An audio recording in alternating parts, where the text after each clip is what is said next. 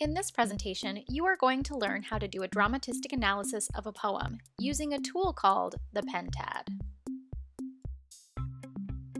Dramatism is a great tool for analyzing poetry because it lends itself to performance. It uses some of the same tools as your English classroom, but it expands on these tools to help you make choices for performing your poem. A dramatistic analysis of a poem involves looking at 5 elements. The first element you'll want to identify is the agent. This asks the question, who is talking? Next, you'll identify the scene. When and where is this person talking? Third, you'll identify the act. What is happening in the poem? Next, you'll identify agency. This asks, how is the poem structured on the page, and how can that help you make inferences for how to perform this poem? And finally, purpose. Why is this person talking? Within each element of the Pentad, there are certainties, probabilities, possibilities, and distortions. Certainties are specific and definite details. They are in the text and you can observe them. Probabilities are weighted likelihoods. They are probably true, though not specifically stated, and you infer them from details in the text. Possibilities are only possibly true. These are a guess that are based on the slightest of hints. Distortions are anything that deliberately denies a certainty in the text. In this lesson, we'll focus on certainties, probabilities, and possibilities. The first place to start when conducting a dramatistic analysis is agent. We need to figure out who is speaking these words. Defining the speaker is a complex question that can be broken down into the following categories. Biological. Is the speaker human? Something else? Male or female?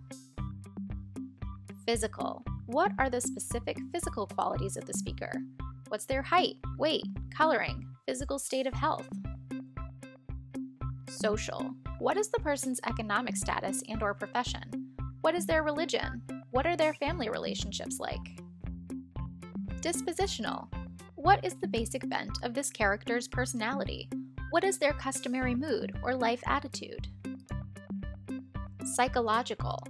What are the attitudes, desires, motivations, likes, and dislikes this speaker has?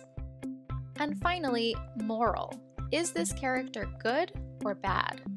Honest or dishonest?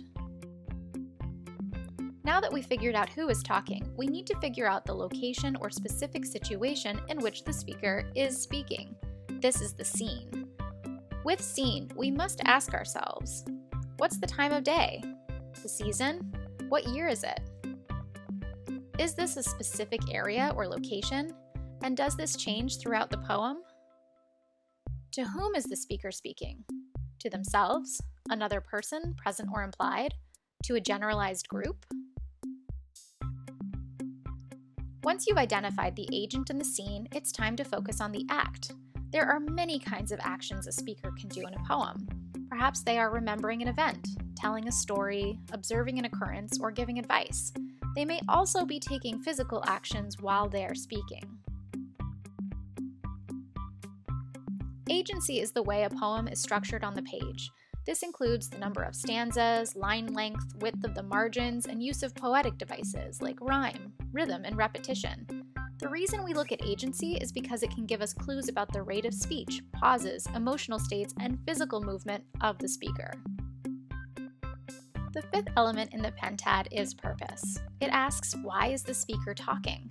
By this point in the analysis, the Pentad has helped uncover all you need to identify or make inferences about why the speaker is speaking. This will likely involve making a choice between multiple possibilities.